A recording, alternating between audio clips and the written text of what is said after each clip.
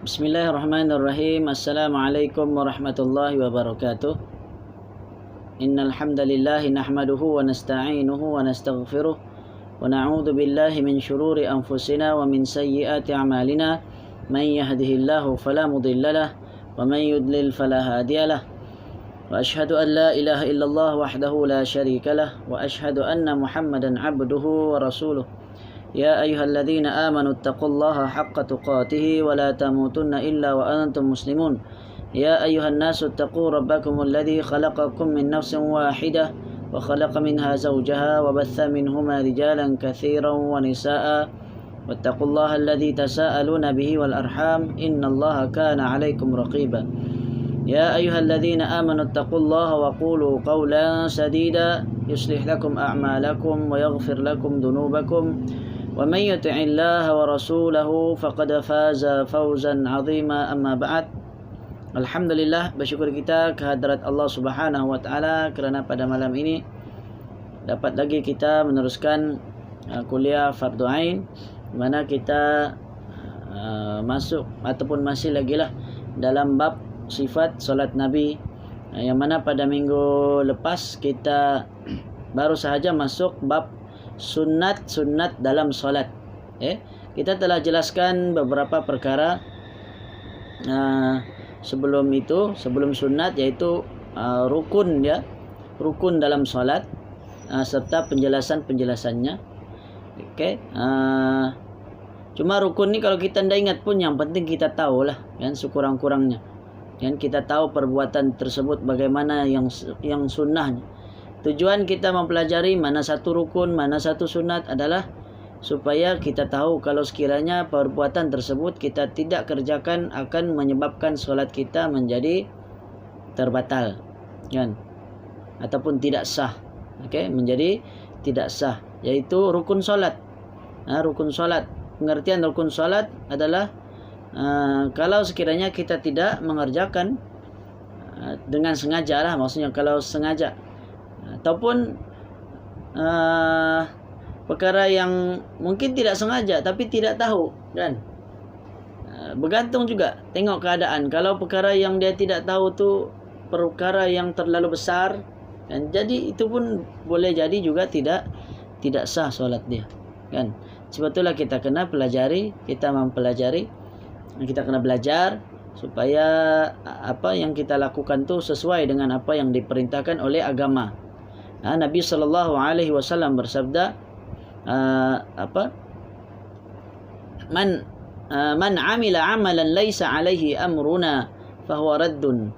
Sesiapa yang mengamalkan suatu amalan yang tidak ada di atasnya perintah dari kami, maka ianya ditolak atau tidak diterima.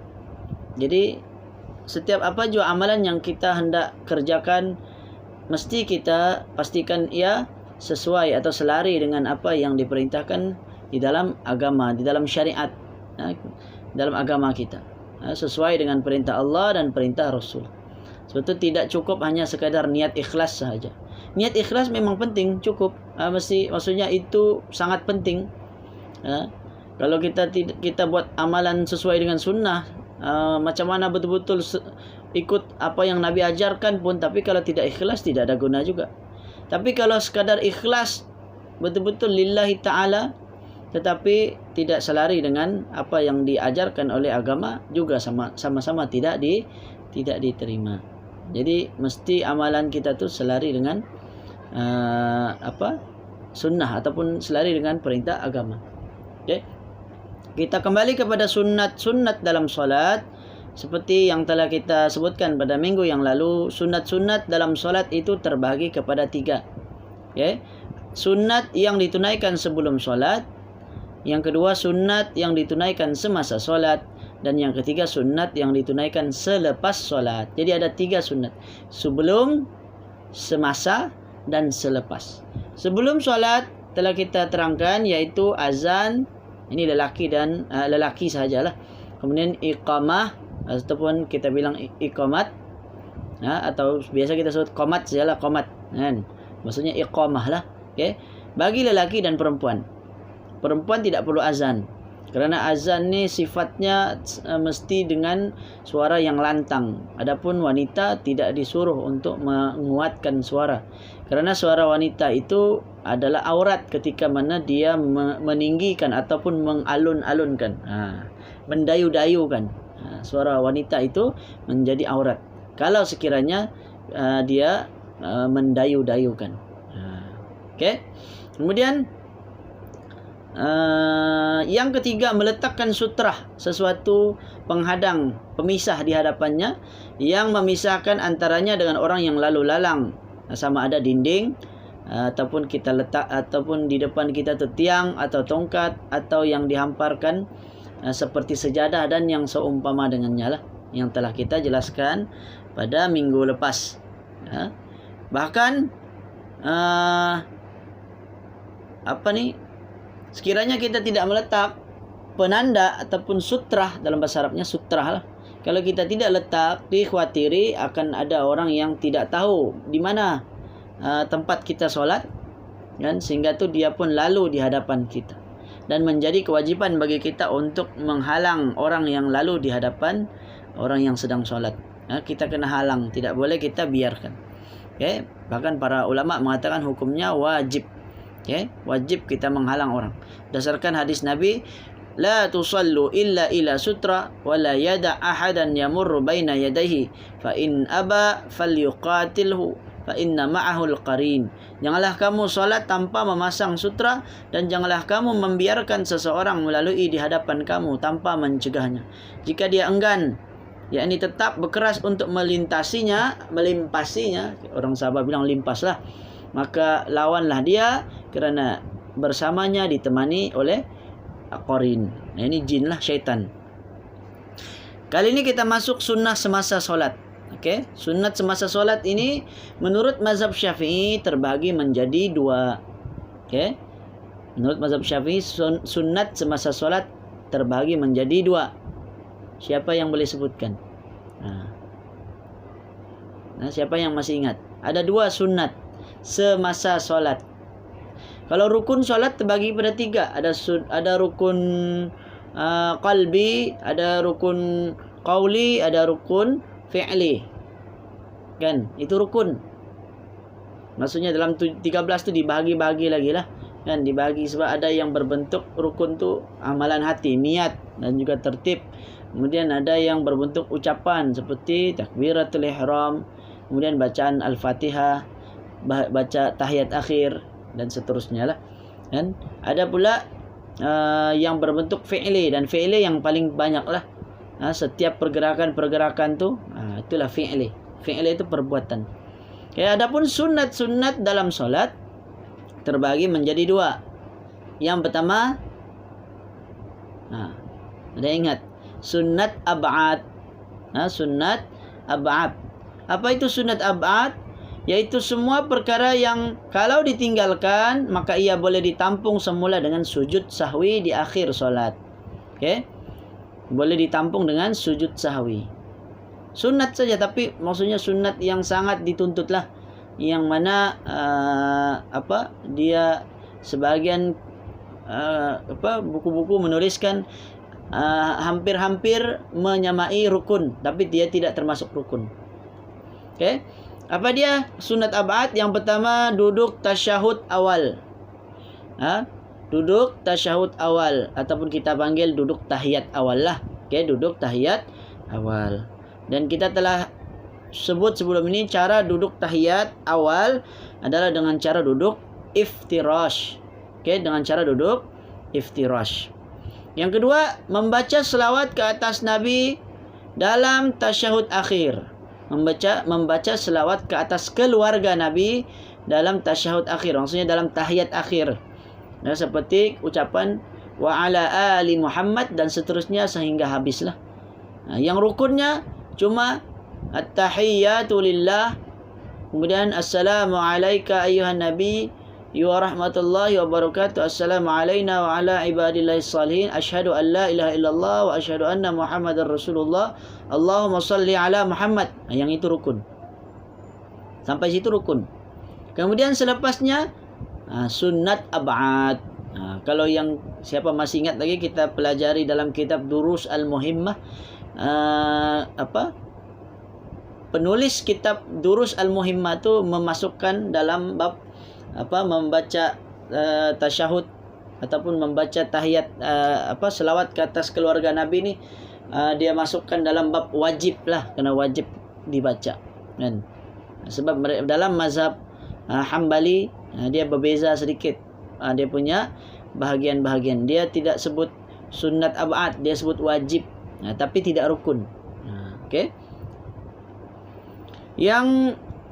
Itu yang kedua, yaitu kita membaca selawat ke atas keluarga Nabi. Okey. Dan membaca selawat ni yang paling sempurna adalah selawat Ibrahimiyah lah. Selawat ada sebutan Nabi Ibrahim. Allahumma salli ala Muhammad wa ala ali Muhammad kama sallaita ala Ibrahim wa ala ali Ibrahim wa barik ala Muhammad wa ala ali Muhammad kama barakta ala Ibrahim wa ala ali Ibrahim fil alamin innaka Hamidum Majid. Hadis tu sahih riwayat Bukhari dan Muslim. Yang tu paling sempurna. Yang ada Sayyidina tu. Sayyidina itu adalah tambahan lah. Itu adalah tambahan yang ditambahkan di dalam lafaz ataupun dalam selawat tu. Asalnya Nabi sendiri tidak membaca Sayyidina. Begitu juga yang diamalkan oleh para sahabat Nabi. Tidak ada riwayat yang mana para sahabat Nabi pun membaca Sayyidina. Cuma hanya dibincangkanlah dalam fiqh.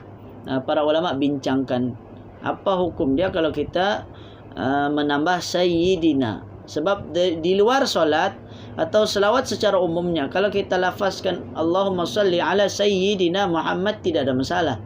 Kerana itu bentuk kita memuliakan Nabi kita. Kita menghormati Nabi kita. Kan? Cuma ini masalahnya dalam solat. Adakah boleh ditambah atau tidak? Okey. Contohlah azan. Pernahkah kita dengar orang baca? Ini azan bukan dalam solat, dia luar solat. Tapi sehingga sekarang kita tidak pernah, ataupun setakat yang pengalaman saya sendiri, saya belum pernah dengar lah ada orang azan asyhadu anna sayyidana Muhammadar Rasulullah. Tidak ada pun lafaz sayyidina kan dalam azan. Pernahkah ada kayak siapa pernah dengar? Belum pernah kita dengar kan? Walaupun dari segi hukumnya kalau dibahaskan para ulama itu bukan dalam solat kan.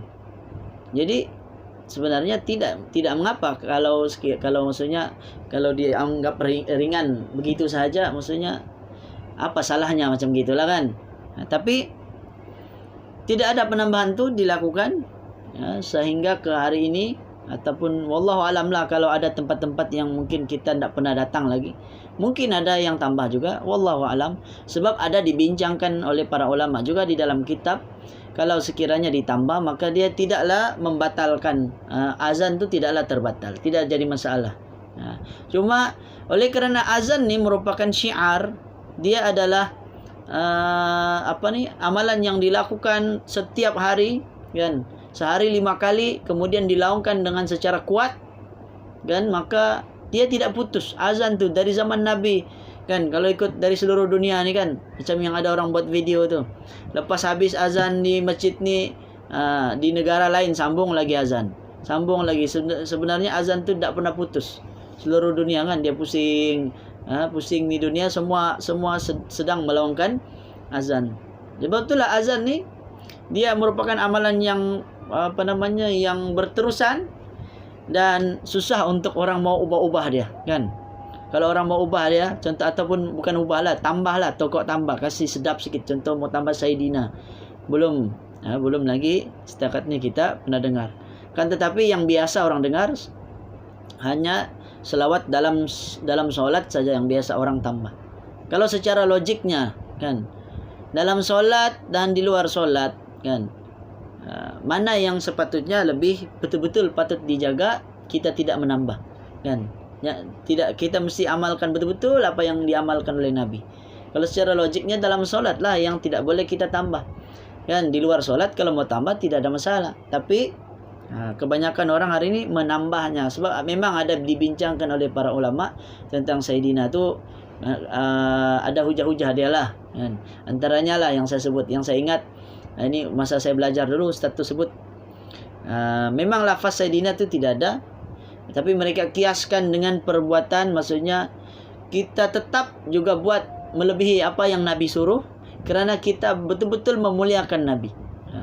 Sebab pernah berlaku di zaman Nabi, ketika Nabi sakit, Nabi lambat keluar dari masjid, dari rumah ke masjid. Maka sehingga akhirnya orang pun melantik Abu Bakar menjadi imam lah. Abu Bakar pun sembahyang. Sesudah Abu Bakar angkat takbir ihram, Allahu Akbar. Kemudian tiba-tiba di belakang ada bunyi tepukan, ada bunyi subhanallah, subhanallah. Akhirnya hairanlah, ingatkan kenapa? Kan kalau sudah kita angkat takbir, kita tidak boleh berhenti suka-suka hati. Jadi orang belakang ni bagi isyarat dengan Abu Bakar, subhanallah, kan macam gitu. Akhirnya Abu Bakar pun toleh, dia toleh, tidak batal sembahyang lah, dia pusing begitu. Sebab kepala ni kalau menoleh ke kanan kiri, dia tidak membatalkan solat, bahkan kalau ada keperluan tidak makruh pun, kan? Kecuali bahu, dada kita. Kalau dada kita ni menghadap ke arah selain dari kiblat, itu yang boleh membatalkan solat, kecuali sekiranya ada keperluan lah. Okay? Jadi Abu Bakar pun tengok belakang, ternyata ada Nabi Muhammad. Nabi Muhammad pula jadi imam, jadi makmum. Kan? Maka apa yang dilakukan oleh Abu Bakar dia mau mengundur. Dia mau mengundur, suruh Nabi pergi depan. Bertukarlah. Masa sedang solat nih. Kalau orang-orang kita mungkin batal sudah kita, kan? Tapi Nabi tidak. Abu Bakar tidak. Dia undur je. Dalam keadaan solat dia undur. Tapi Rasulullah bagi isyarat, teruskan. Begitu. Rasulullah kata, teruskan. Rasulullah bagi isyarat, teruskan jadi imam. Akan tapi Abu Bakar, kalaulah dari segi, ini hukum fiqh, dari segi pembahasan para ulama, dia bincang lah. Perintah Nabi apa maksud dia? Segala apa yang diperintahkan oleh Nabi, sudah pasti hukumnya adalah wajib. Nabi kata teruskan. Jadi bila mana Nabi perintahkan, maka wajib hukum dia. Maka Abu Bakar dia mesti jadi imam. Tapi kerana memuliakan Nabi, dia tetap juga ingkar pada perintah Nabi untuk teruskan. Dia tetap ke belakang. Akhirnya Nabi pun ke depan. Okay? Jadi ada ulama yang jadikan peristiwa tersebut dengan mengatakan, kalau sekadar kita tambah Sayyidina, kerana kita betul-betul, siapa lagi Sayyid kita? Sayyid kita, Tuhan kita. Kalau tidak, Nabi kita. Kan? Jadi, sebetulnya ada ulama yang menambah lafaz Sayyidina. Tetapi sebagian ulama juga tetap juga mengatakan lebih berhati-hati adalah dengan kita mengekalkan tanpa menambah Sayyidina. Wallahu alam. Jadi kalau saya tidak tambah Sayyidina lah. Tapi kalau luar solat, boleh. Tidak ada masalah. Mau sebut Allahumma sholli ala Sayyidina Muhammad, tidak ada masalah. Di luar solat, tapi di dalam solat lebih menjaga sunnah Nabi adalah kita bacalah sekadar apa yang dibaca oleh Nabi SAW. Begitu juga oleh para sahabat Nabi, tabi'in dan tabi'in. Okay? Para ulama semuanya mengamalkan sebagaimana yang diamalkan oleh Nabi kita. Yang ketiga, kita teruskan. Membaca doa qunut dalam solat subuh. Membaca doa qunut dalam solat subuh termasuk sunnat ab'ad dalam mazhab Syafi'i. Hadisnya berdasarkan hadis Anas radhiyallahu anhu bahwa Rasulullah sallallahu alaihi wasallam senantiasa membaca qunut pada solat subuh sehingga baginda wafat. Hadis riwayat Imam Ahmad, akan tetapi sebahagian ulama melemahkan hadis ini. Okey? Inilah hadis yang digunakan dalam mazhab Syafi'i menunjukkan bahwa qunut dalam solat subuh itu ada. Okey? Oleh kerana hadis ini tidak sahih, maka jumhur ulama, kebanyakan ulama tidak mengamalkan hadis ini, sehingga mereka tidak membaca doa qunut. Antaranya mazhab Hanafi dan mazhab Hambali. Dua mazhab ni, kalau kita sembahyang di Mekah, di Madinah, memang sembahyang subuhnya tidak ada qunut. Okey, sembahyang subuhnya tidak ada qunut. Kenapa? Kerana menurut mereka hadis itu adalah hadis yang lemah. Okey. Tapi ada dalam riwayat yang lain. Kalau kita tidak baca sujud pun lupa. Okey, ada pertanyaan. Kalau kita tidak baca qunut, kemudian sujud sahwi pun kita lupa, kita tidak buat, maka hukumnya sah sembahyang kita. Okey, sah, sebab doa membaca doa kunut hanya termasuk sunat ab'ad. Dia tidak termasuk rukun solat. Itu kena jelas. Bila kita tahu dia bukan rukun, maka kita pun tahulah bahawa solat tu sah. Okey. Sebab ini yang menjadi masalah bila kita tidak tahu mana satu rukun, mana satu sunat, sehingga sebahagian di kalangan masyarakat kita berbalah hanya gara-gara tidak baca kunut, kan? Tak baca kunut tak sah, sembahyang balik, dia bilang. Padahal kunut hukumnya dalam mazhab Syafi'i sunat ab'ad sahaja. Okey, memang yang lebih baiknya digalakkan menambah sujud sahwi lah. Kan tetapi kalau tidak dikerjakan sujud sahwi pun, para ulama tetap mengatakan solat tu telah pun bukan sempurna, solat tu sah, tidak perlu diulang semula. Okey, tidak perlu diulang semula. Dalam riwayat yang lain dari Anas, beliau ditanya, adakah Nabi SAW membaca kunut pada solat subuh? Maka dijawab, ya. Kemudian ditanya lagi, adakah baginda kunut itu sebelum ruku atau selepas ruku? Maka Anas pun menjawab, selepas sedikit daripada ruku. Maksudnya selepas ruku lah. Selepas ruku, sami'allahu liman hamidah, barulah baca Allahumma hdini fiman hadait wa afini. Hadis riwayat Bukhari dan Muslim.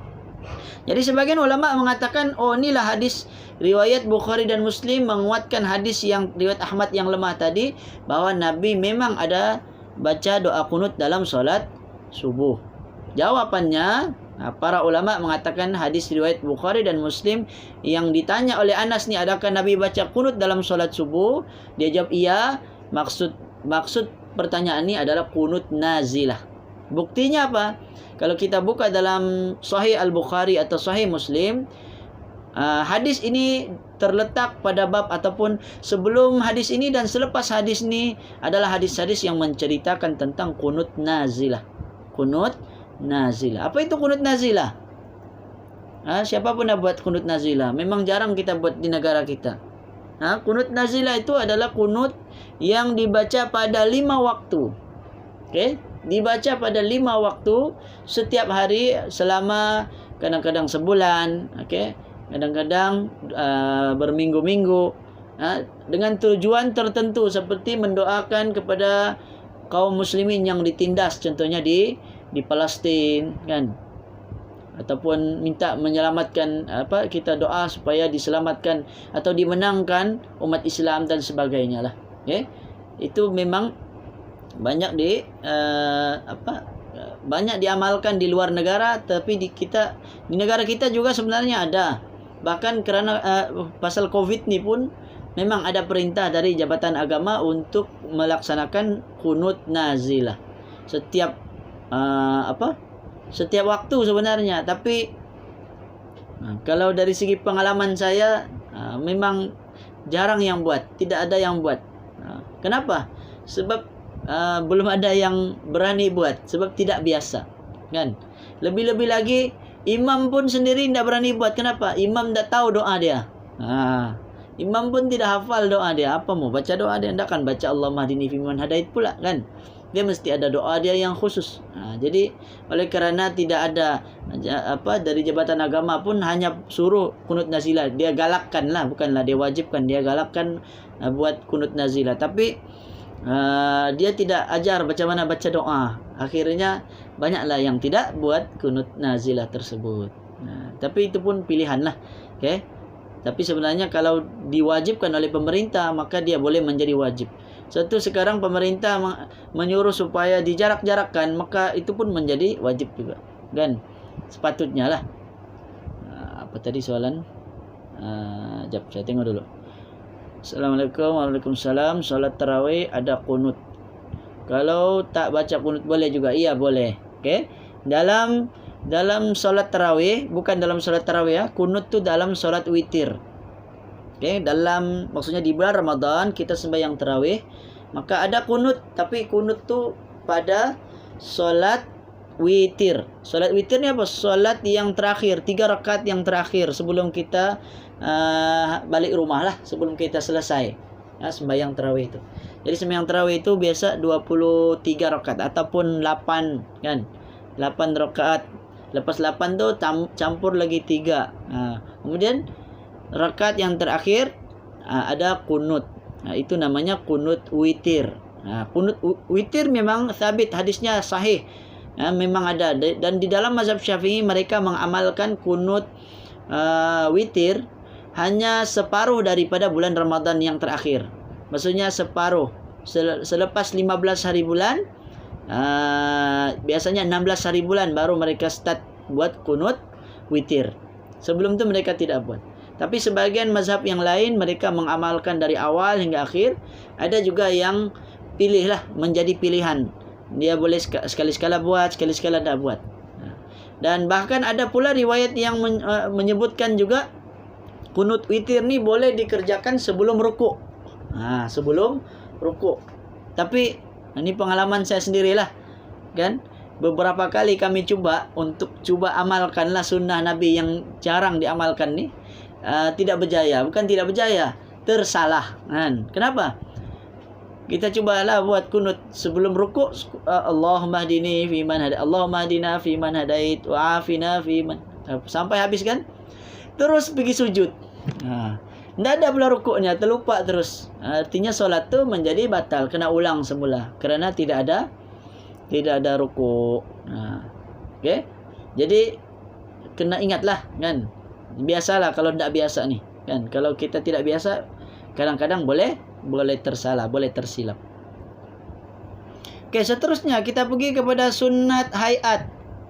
Okey, ada 2 sunat. Yang kedua sunat hayat. Sunat hayat ni ada banyak.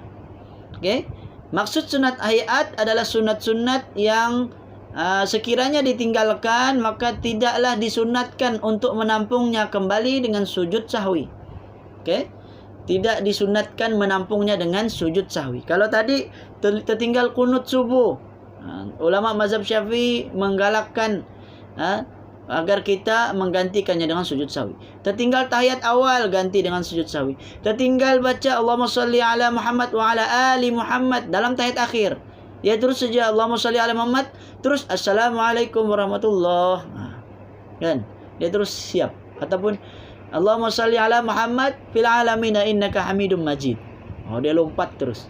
Dia tidak baca wa ala ali Muhammad. Maka kalau ulama mazhab Syafi'i menggalakkan agar kita gantikannya dengan sujud sahwi. Okey, kalau sudah terbagi salam, macam mana sujud sahwi? Tak payahlah sujud lagi sahwi kalau sudah terbagi salam kan. Tapi sebelum bagi salam teringat, kita sudah baca Bil alamina innaka hamidum majid. Gantilah dengan sujud sahwi ataupun ulang balik saja baca pun tidak ada masalah kan. Kita ulang balik baca Allahumma salli ala Muhammad wa ala ali Muhammad. Kemudian kita sujud sahwi. Kenapa? Kerana kita terlupa. Sujud sahwi ni, sujud sahwi ni untuk pengetahuan semua, dia bukanlah dia ada banyak kegunaan. Bukan sekadar kita menampung sunat ab'ad tadi. Okey, bahkan juga menampung apa-apa sebarang keraguan, yang rukunnya maupun yang sunatnya. Okey, begitu juga terlebih rukun atau terkurang rukun, dia boleh menampung. Okey, tapi ada kaedah dia lah. Kalau kita terkurang rukun, maka kita kena tambah dahulu, kena lebihkan, baru kita sujud sahwi. Tapi kalau sekiranya terlebih, maka tidak perlu ditambah apa-apa, cukup dengan sujud sahwi. Maka dengan sujud sahwi tadi akan menampung yang terlebih itu. Okey, itu kegunaan sujud sahwi. Sunat hayat pula ada banyak kan. Apa dia? Yang pertama, mengangkat kedua tangan ketika takbiratul ihram. Allahu akbar. Itu sunat hayat. Kalau kita datang masjid terus saja Allahu akbar, tangan terus di sini, tiada pun angkat-angkat gini. Tiada pun langsung angkat begitu. Allah, tak payah angkat.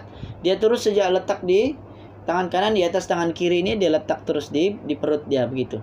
Kan? Salatnya tetap sah dan tidak perlu sujud sahwi kan, kerana ianya hanya sunat hayat sahaja. Okey? Tapi pembahagian ini pun sebenarnya ini hanya sekadar ilmu lah, sekadar pengetahuan kita. Tapi kalau boleh lah, janganlah kita sunat hayat artinya boleh tidak buat, bukan begitu. Okey, pembahagian ulama antara sunat ab'ad dan sunat hayat hanya sekadar untuk membezakan mana yang perlu ada sujud sahwi. Kemudian yang keduanya, kalau sekiranya tertinggal maka tidak perlu sujud sahwi. Bukan maksud sunat hayat artinya ni sunat boleh pilih, mau buat pun boleh, tidak buat pun boleh. Tidak. Namanya saja sunat. Maka sunat adalah bila buat dapat pahala, bila kita tertinggal maka tidak berdosa. Kan? Okey? Ustaz, perlu ada niatkah kalau sujud sahwi? Tidak perlu niat, kan? Maksudnya niat untuk sujud sahwi itu sudah ada dalam hati kita. Dia tidak ada niat-niat tertentu. Cukup hanya kita laksanakan sujud sahwi. Okey? Sama seperti mana contoh kita sedang sembahyang. Ada orang di belakang ingin jadikan kita imam, dia tepuk bahu kita kan? Dia tepuk begitu contohnya, ataupun dia pergi sebelah kita, Allahu Akbar, dia kuatkan suara dengan niat supaya kita jadi imam. Perlukah kita tukar niat lagi? Tidak perlu, kita boleh teruskan sahaja. Kan? Ketika itu kita sudah otomatik menjadi imam bagi orang yang minta kita jadi imam.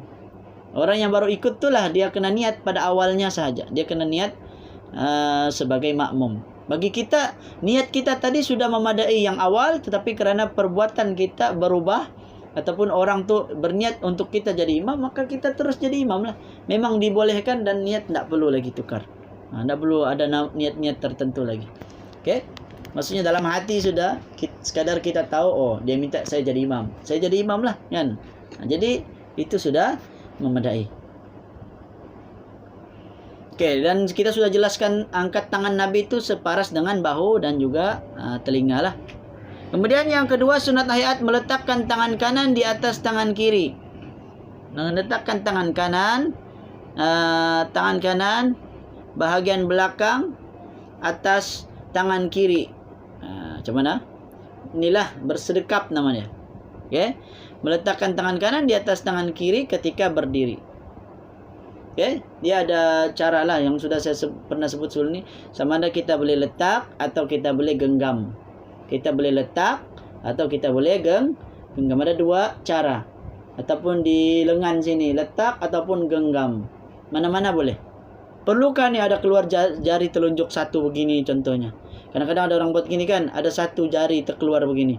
Itu mestikah? Tidak semestinya. Itu tidak ada, itu terpulang, itu bebas. Yang penting kita meletak. Memang kebetulan dia letak, yang satu tertinggal ujung sikit kan, jadi dia terbuka sikit, tidak masalah. Itu bukan ada, maksudnya ada hadis yang sebut masa kita genggam tangan mesti ada satu terkeluar. Tidak semestinya. Okay? Kemudian berkenaan meletakkan tangan kanan di atas tangan kiri, ini berdasarkan dalam sebuah hadis riwayat Ibnu Hibban. Kata Nabi SAW bahawa perbuatan meletakkan tangan kanan di atas tangan kiri ketika solat adalah merupakan perintah Allah kepada seluruh para Nabi. Jadi semua Nabi kalau sembahyang mereka akan letakkan tangan kanan di atas tangan kiri. Sebab tu kalau siapa pernah search atau pernah tengok di YouTube, cuba tengok macam mana orang Yahudi sembahyang. Orang Yahudi sembahyang begini, dia letak tangan kanan di atas tangan kiri, begini dia letak di dada dia. Sebab tu ada orang bilang tak boleh buat gini, nanti sama dengan Yahudi. Sebenarnya tidak, itu kebetulan sama. Ada yang amalan-amalan tertentu yang kebetulan sama, maka kita mau buat macam mana? Contohnya puasa pada 10 Muharram sama dengan Yahudi kan. Apalagi kalau kita kebumikan jenazah, disunatkan kita melemparkan sebelum kita timbus tanah. Nabi perintahkan disunatkan bagi kita, siapa-siapa yang ada di sana, buang 3 kali tanah. Kan, ambil segenggam tanah, buang sebanyak 3 kali dahulu, kemudian baru kita timbus. Okey?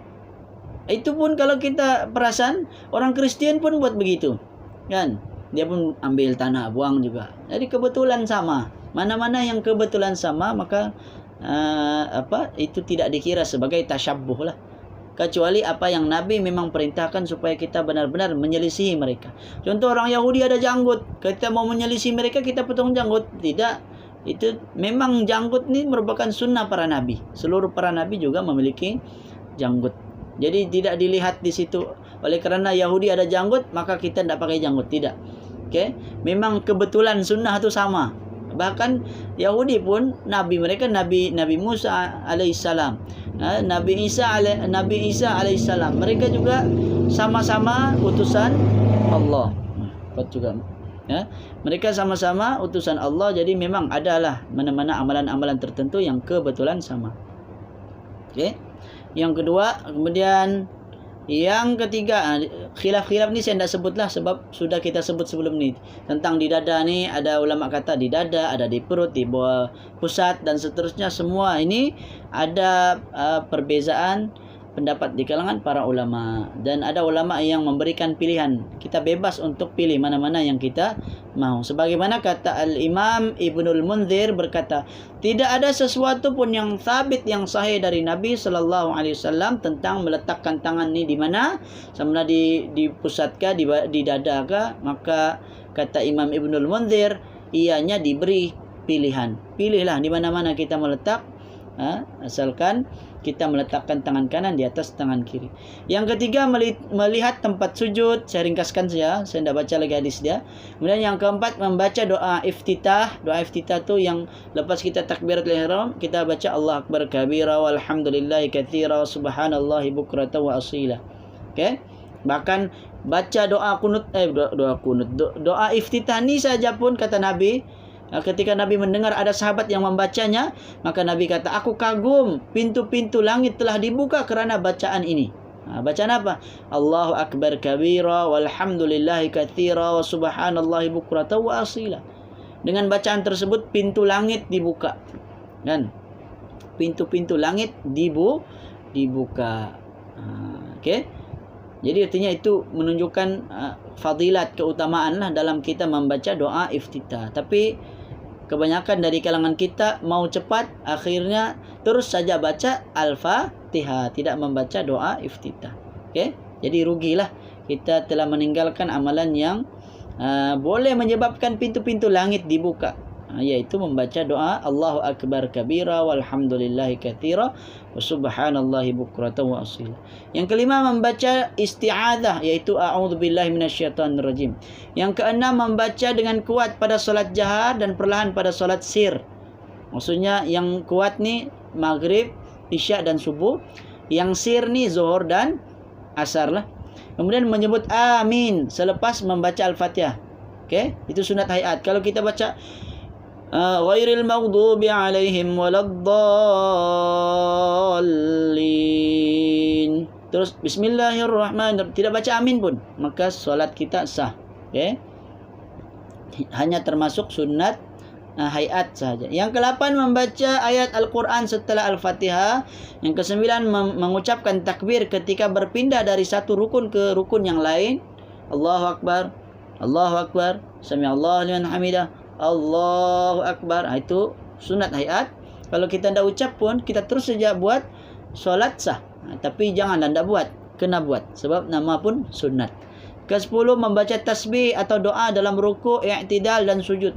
Dalam ruku' subhana rabbiyal azimi wa bihamdi, dalam sujud subhana rabbiyal a'la wa bihamdi, dalam i'tidal sami'allahu liman hamidah rabbana lakal hamd mil'as samawati wa mil'us samawati wa mil'ul ard wa ma bainahuma syi'ta min syai'in ba'd. Jadi kalau mau baca itu pun boleh, ada banyak doa-doa. Cuma tidak sempatlah untuk kita sebutkan semua doa-doa ini. Ada banyak lagi. Ke berapa sudah? Ke-11, meletakkan kedua tangan di atas paha ketika tasyahud. Ke-12, duduk tawarruk. Duduk tawarruk tu duduk tahiyat akhir lah. Yang ke-13, membaca selawat Ibrahimiyah, tambahan tu dalam tasyahud akhir. Dan juga membaca doa selepas baca tasyahud akhir. Apa doa? Doa yang memohon perlindungan dari 4 perkara. Allahumma inni a'udzubika min adzabi jahannam wa min adzabil qabr wa min fitnatil mahya wal mamat wa min syarri fitnatil masiihid dajjal. Yang itu sunat kita baca. Sunat hayat, termasuk sunat hayat. Sebelum kita bagi salam. Okay? Ya Allah akan memohon perlindungan kepadamu daripada azab api neraka. Dan juga azab kubur. Kemudian fitnah hidup dan fitnah kematian. Dan yang terakhir fitnah Al-Masih Ad-Dajjal. Doa ini adalah merupakan doa yang tidak pernah ditinggalkan oleh Nabi kita. Nabi sentiasa melakukannya. Suatu sebagian ulama memasukkan membaca doa itu termasuk wajib. Okay? Wajib diamalkan. Okay? Yang ke-14 membaca salam yang kedua, ini sebelah kiri. Ke-15 sentiasa khusyuk dalam solat. Jadi khusyuk tidak wajib, bukan rukun, bukan juga sunat ab'ad. Hanya sunat hayat. Sebab itu menjadi kesalahan sebahagian orang. Ini saya lihat dengan mata sendiri, di mana ada sebahagian orang yang memang selepas habis solat, Assalamualaikum warahmatullahi wabarakatuh, Assalamualaikum warahmatullahi wabarakatuh, dia sujud sahwi. Kenapa? Alasan dia kerana kita tiada khusyuk dalam solat. Jadi amalan dia sebenarnya tidak benar. Kerana dia melakukan sujud sahwi atas alasan tidak khusyuk, sedangkan tidak khusyuk bukan sunat ab'ad, hanya sunat hayat sahaja. Okey? Selesai, ada 15 saja. Adapun sunnah selepas solat, insya-Allah kita akan sambung pada minggu hadapan insya-Allah. Okey? Jadi saya kira cukup dahulu untuk malam ini. Kalau sekiranya ada soalan, saya bukalah persoalan. Tadi 9 tu apa tadi? Yang ke-9. Ya, bacaan apa tu? Yang ke-9 membaca takbir ketika berpindah dari satu rukun ke satu rukun. Maksudnya kita berdiri, Allahu Akbar, pergi rukuk lah. Sami Allah liman hamidah, Allahu Akbar, pergi sujud pula. Allahu Akbar, duduk antara dua sujud. Allahu Akbar, sujud lagi. Itu maksudnya ucapan tu, ucapan. Okay? Kalau kita tidak ucap Allahu Akbar, kita hanya berpindah-pindah saja pun sebenarnya solat kita sudah sah. Tidak batal pun. Sebab ucapan takbir berpindah rukun itu pun termasuk sunat hayat sahaja. Itu yang kita kena jelas. Kita kena ingat apa beza sunat ab'ad dan sunat hayat. Sunat ab'ad kalau tertinggal, hendaklah ataupun para ulama menggalakkan kita menggantikannya dengan sujud sahwi.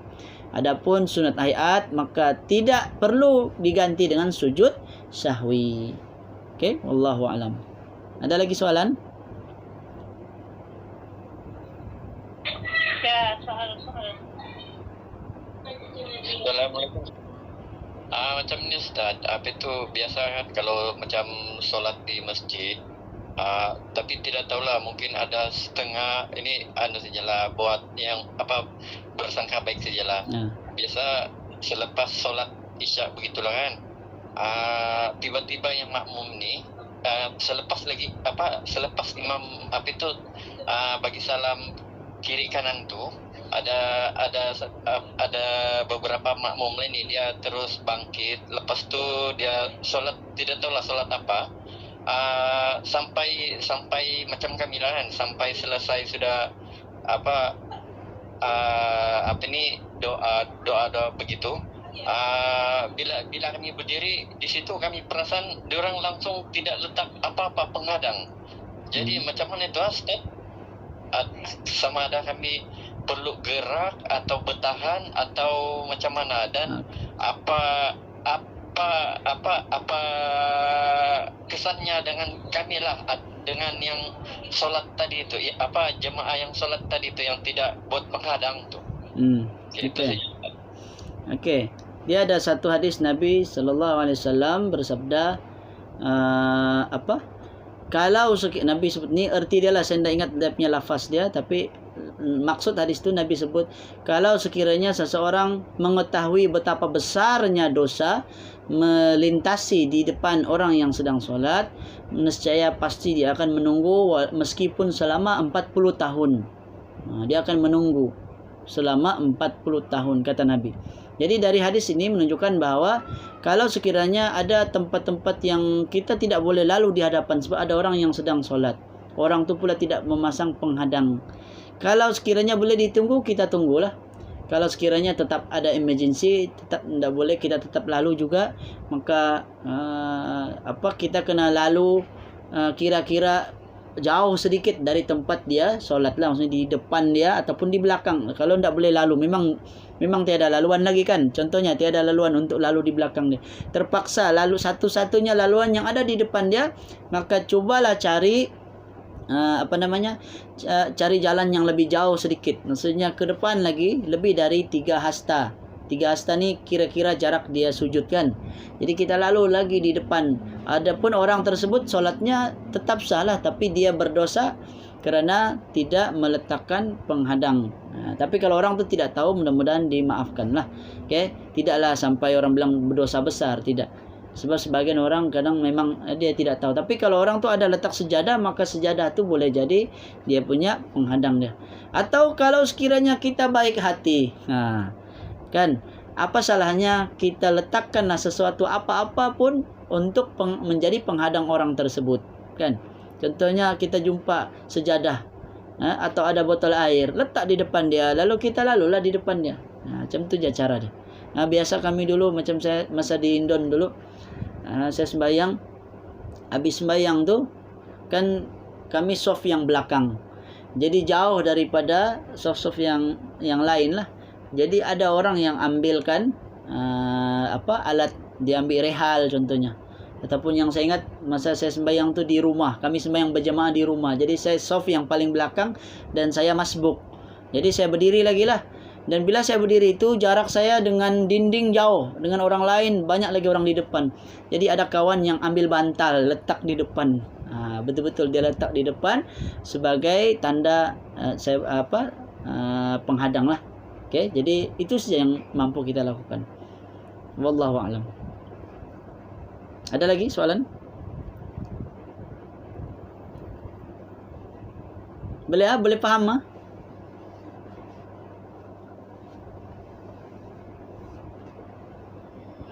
Kalau mau paham, mohon ada soalan tu nanti buat kuis. InsyaAllah. Okey, sama-sama. Okey, jadi cukuplah dahulu untuk malam ni.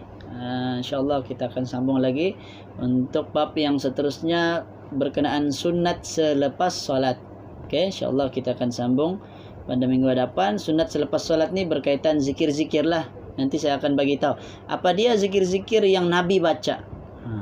Kemudian apa dia zikir-zikir yang kebanyakan orang baca hari ini, betulkah itu Nabi baca atau tidak? InsyaAllah saya akan sebut pada minggu hadapan. Okey, jadi itu sejalan untuk hari ini. Mudah-mudahan ada manfaatlah dari kuliah kita pada malam ini. Yang baik datang dari Allah, yang lemah daripada diri saya sendiri. Saya mohon maaf sekiranya ada kekurangan, kesilapan dalam penyampaian saya. Aqulu qouli hadza wa astaghfirullahal azim li wa lakum wa sallallahu ala nabiyyina Muhammad wa ala alihi wa sahbihi wa baraka wasallam. Assalamualaikum warahmatullahi wabarakatuh.